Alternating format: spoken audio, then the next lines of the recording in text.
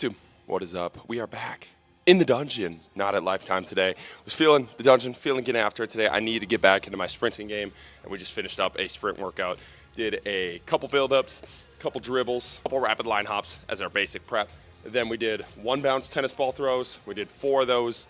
We did 2 bounce tennis balls. We did 3 of those. We did 3 bounce tennis balls. We did 2 of those, and we did 2 fly 10s, just getting back into sprinting.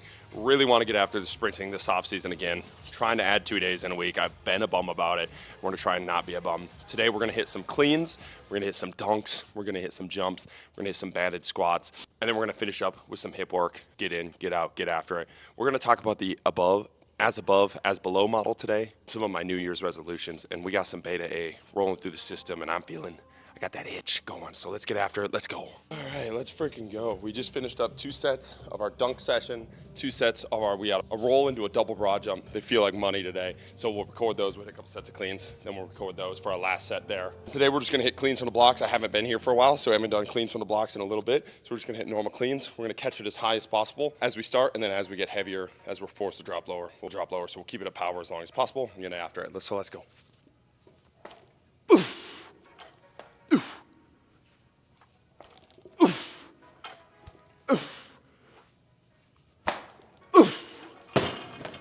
Feeling juicy today. Let's go. All right, set number 2 here. Hopefully the juice stays the same. We're gonna keep cleaning in these Metcons until we finish up the dunks and the roll to jumps, just because these are better to jump in than the Oli shoes. Then when we get heavy, we'll switch to the Oli shoes there. So I'm gonna do this, another set. We'll talk about as above, as below model in the next set. We're just gonna keep sending. Let's get after it.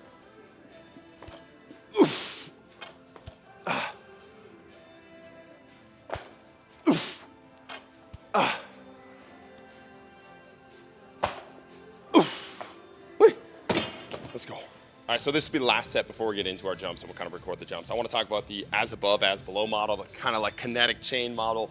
Shit, even like the anatomy trains, the fascial slings, kind of all tie into this same thought process that was super adopted and probably over adopted model, especially when I was in college. Everything you talked about, if you had knee pain, it was because of something below and something on top, and you never actually looked at the knee, you never actually addressed the issue. And there was a lot of pushback, and this is the same thing with everything in our field, that once you swing to one extreme, everybody's going to swing to the other extreme rather than just taking the good that's over here, taking the good that's over here, and finding a beautiful middle ground in the good that's there. But I think a lot of times when we get to pain, the look above, look below model was one of the most powerful tools to empower your clients to actually go do something about their injuries, whether they were doing it perfectly right or perfectly wrong. They were approaching rehab in a setting in which they felt they had control. If they had an issue with their knee, they were attacking quads and hips or their ankles and foot, and training hard. And I've seen a lot of not necessarily perfect rehab programs approached in the way in which the clients had belief in what they were doing, and they got a lot of really good results because of it, and because they were actually taking action. They had hope in that action. And the reason they had hope in that action was because it was something digestible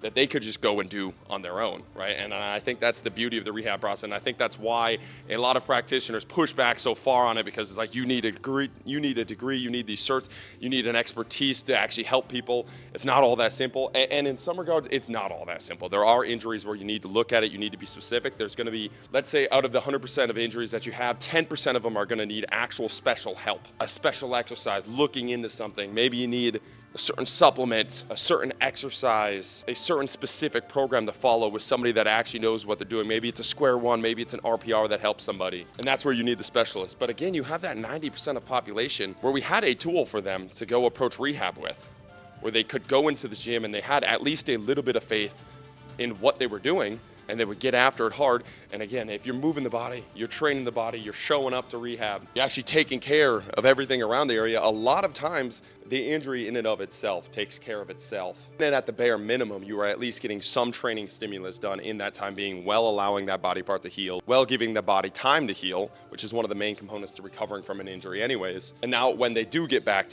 from injury, they are more prepared because they took care of the below and above kinks, whether it's right or wrong, whether fascial slings have that big of an impact or not, whether it was actually the ankle causing the knee issue or not. They at least trained during that time rather than sitting in this kind of nihilistic, I need an expert approach. And it's just one of the things I have an issue with. Like, you can't just say every model is stupid, you need me, because that doesn't work for 90% of people. And when I post a Q&A, I get 4 million questions about specific injuries, and it's like I can't help every single one of those clients. Every single one of those clients can't come to me. I don't have enough time to lay out a program specifically for every single one of those clients, especially since a lot of those clients, they just don't have the resources to pay for what it. So we need general philosophies, things that can allow them to help, things that will help them 90% of the time. And I don't think we should shit on those things. You can poke holes in those things. You can say it's a 90% effective rehab program. And I think, again, that's why it was pushed back on, because I think the above below model, the kinetic chain model, was pushed as like the only answer. So then people felt the need to tell the truth, which is it's not the only answer. There are special things that we need to look into,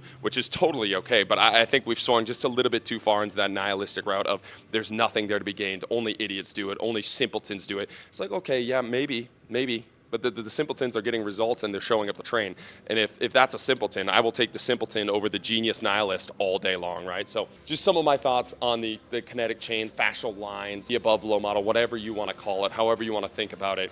It's actually a pretty effective way to rehab an injury. And multiple times throughout my career where I have had an injury, when I've taken care of something above or taken care of something below, whether, again, it was the specific intervention that I had or it was just time, it gave me faith in my rehab, and then that body part came back. The specific question I got was that about plantar fasciitis, and I was talking about how when I broke my toe, I started to get plantar fasciitis in my foot, and I fixed my toe, in quotations, still a little bit of issues, but I fixed the functioning of the toe, did a bunch of toe curls, took care of the toe, and my foot started to function again, right? And when my foot started to function, stopped having that pain in the bottom of the foot, right? So the broken toe, to me, in my head, and again, whether this is right or wrong, it got the result of now I don't have that foot pain. I don't have the bottom of the foot pain. It doesn't feel like my foot's on fire all day. And again, if that's a stupid way to approach it, I don't care. It worked, and I'm not in pain, and I can do what I want to do. And that should be our approach and goal for all of our clients when it comes to rehab, right? So just because something seems simple and it's not the absolute answer doesn't mean there's nothing there. And I think we need to find models and philosophies to empower our athletes, empower our clients, to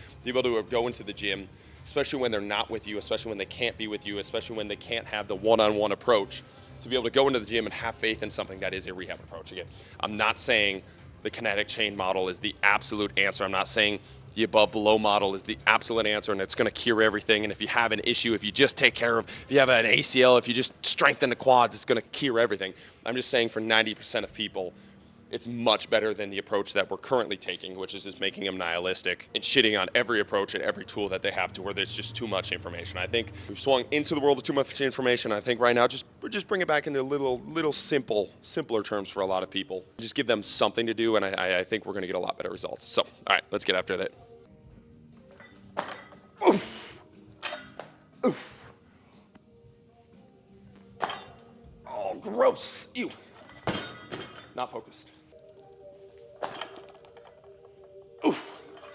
Ah, a little sloppy. Okay, we're gonna hit these 2 jumps, then we're gonna put on Ole shoes, get after a little bit more. Let's go. All right, we're gonna super advanced jump technique variation here. We're gonna dunk for 5 minutes. We're gonna get after it. Let's go. Oof. Oof. Oh, that would be sick. Let's do that. Oof. Oof. All right, let's bump it up.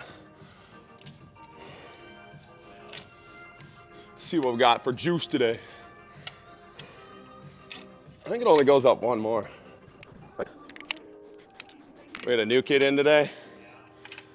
Freak athlete from Mankato. Well, I didn't tell him not to hang on it. And we were playing basketball. he beats a guy, floats in the air, yams on him, and just hangs on it. I'm like, oh, fuck, dude. So lucky. It didn't fall down. I was shocked. Yeah, I know. I thought the whole thing was going to be destroyed. All right, let's get a couple sends up here. Oof. Oof. Oof. Let's hit 2 more high flyers, then we'll be done. Ooh. Ooh. There we go. Boom. All right, let's get to the rolls. We're just gonna hit this roll into a double broad jump. Really like these for athletes that struggle to transition. Get a little bouncy off the ground. Try to keep it smooth off the ground. It's another little tool in the toolbox for a horizontal jump variation. Nice and spicy. Keep it fun. Get the stim in. Get after it. We got 2 more attempts here. Let's go get that red marker. Here we go. Oh, let's go. It's a beautiful example of using the momentum from that roll into the jump, setting massive PRs. Just a beast. Let's go. Last one here. Oh, let's go. Boom. All right, get back to some cleans. Let's get after it. Jumps felt like money. Let's get after these cleans. Hopefully get some weight up today. Let's get after it. Here we go.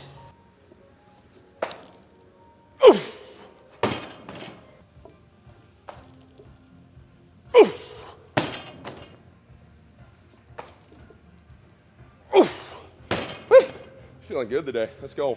All right, we're gonna make this our last set of 3. People are starting to show up for our baseball group we got later. So we'll do last set of 3 here, and we'll just keep adding weight to get to singles, and then we're gonna hit banded squats today. Probably drop catch banded squats, kind of rip those up. 3 sets of 3-ish. Probably start banging out a single towards the end as we start to heat up.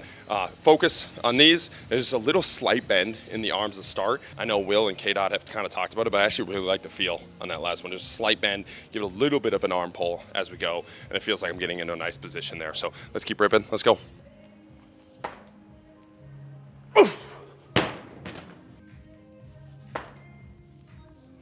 Oh, gross. A little too far forward there. Let's go. I'm gonna start ripping some singies here. Got the question in the Q&A, how long should you warm up? You should warm up until your pre-workout kicks in and you start to feel the itch, then you should rip. Let's go. Keep it simple, keep it dumb. Let's get after it. Let's go. All right, that 295 felt pretty good. Bump up to 315. Hopefully this feels good. Add weight from there. Keep ripping. Let's go.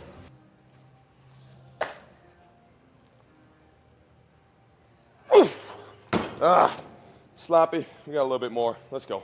All right, come on, you dumb bitch. Squat it. Get it up. You got that. Come on. Get that front rack. Come on.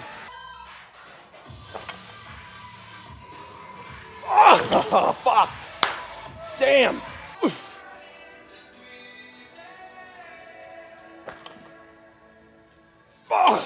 No, we're done. Gas. Oh, that hurts. Everything hurts. That would have been sick, though. Would have been sick.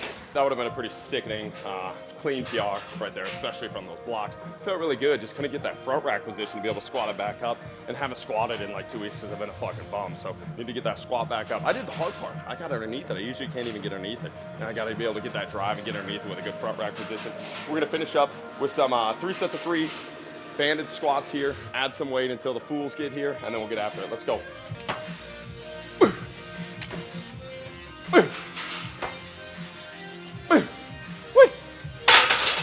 So I don't know what the contrast, if you can see the janky ass setup of the 2 bands versus the 1 band. This band, they're supposed to be the same band, but the one is way more overstretched than the other one. So we're hitting the double band on one side, the other band on the other side. It feels pretty even. So we're ripping from here. Let's get it.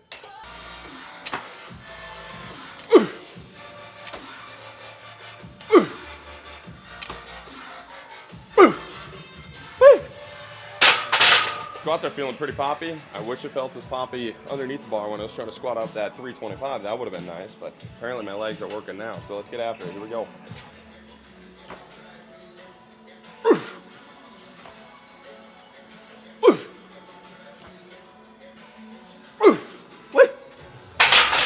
Keep popping and squatting. Let's go.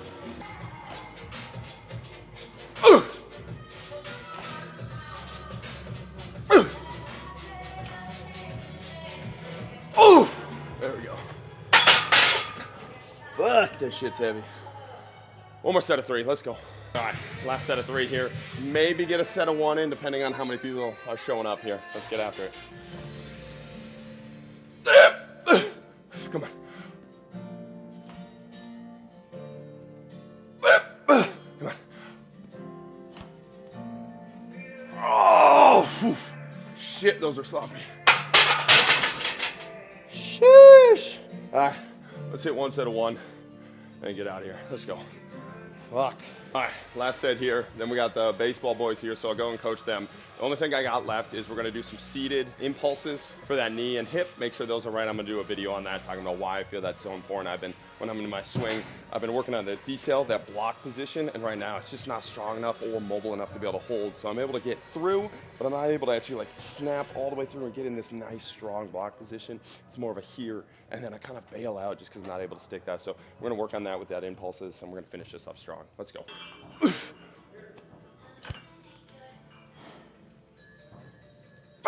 Let's go. Woo! All right. I'll say goodbye real quick. Then we'll hit our accessories and we'll get out of here. Let's go. All right, YouTube, that is the day, and that was a pretty fucking good day. I was pretty happy with those cleans. I probably should have taken a little bit of smaller jump. I hit the 315, which is been my max, but I just kind of like just sent 315. So being able to rip the old max, which is like pretty low stim today, other than the beta alanine, and pretty easily, and took that jump. And it was more confidence and just locked in ability and be able to get that front rack and stand back up. But those actually felt really, really good. So exciting there. That was a really good day. The squats felt really good until my fucking quads feel like they're about to explode. Those drop catches, man, I'm telling you, drop catches for the quads, drop catches for the chest. There's nothing that makes me feel that level of soreness, and it feels like I just finished up like a fucking bodybuilder workout. Like it's like twitching and cramping. It's the only thing that really gets me like that, and those are absolutely spicy. So feeling really, really good there. I want to talk a little bit about my New Year's resolutions and New Year's goals. And last year the goal was to start the YouTube page, and I was pretty proud of that. Pretty proud that I stayed consistent with that and got it going. Fell off a little bit, but we always got the whole goal of the week was to post one piece of long form content a week. And setting that small goal opened it up to like 3 to 4 pieces a week. And even on my bad weeks, it was like 2 pieces of content a week, which was pretty awesome, and really feeling like I was getting better at it, enjoying it more. And the goal this year is to get the YouTube page to 10K followers and have YouTube pay for the rent. So that's the goal right there. 10K followers, have YouTube pay for rent.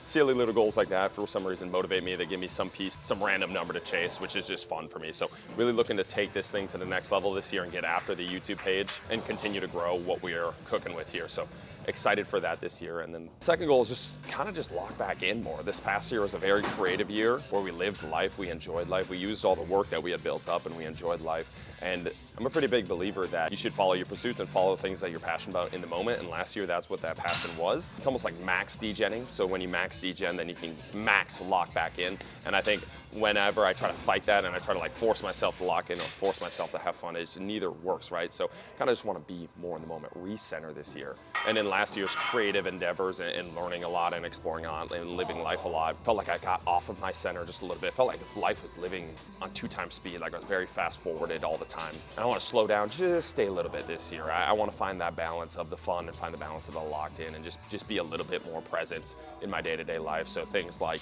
daily writing, daily reading, daily meditation, daily walks, which I've been doing a pretty good job of, but really the daily writing and daily reading are 2 that are very big for me. Make sure I'm staying locked in. Things like keeping a super clean workspace are super powerful for me. If my workspace is clean, my work is much cleaner, and that's super powerful for me. But small things like that and just trying to stay a little bit more attention to detail on those things is kind of a big goal that I had for this year. Recenter was the goal for 2025. So that's the goal there. And as I recenter into life, recenter in the small things, the work starts to get recentered. The art starts to get recentered. And again, I was pretty happy with 2024. I was pretty happy with all the experiences that I got and all the fun that I got to have. And I don't want to shut that off in 2025.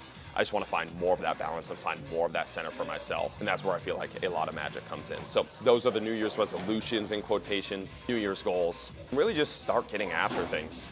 Again, I think 2024 was a great foundation of building up the YouTube, building up training again, continuing to get after softball. And now it's like taking things to the next level and becoming the person that I want to become, taking that next step. And I don't think anybody's ever regretted starting. And I think that's the main key. Nobody's ever regretted starting. Nobody's ever regretted getting after it. Nobody's ever regretted reaching for that next level. It's just taking that next step to reach for that next level. And again, I think there is a balance to be able to get there. I think I've burnt myself out of a little bit of that uncenteredness. And as I get more centered, I can reach for those next goals. And I think today was a beautiful start into that. And when we got after training. So tomorrow we'll rip a little bit of upper body and get after it. And I appreciate you guys watching this video. Keep chopping wood.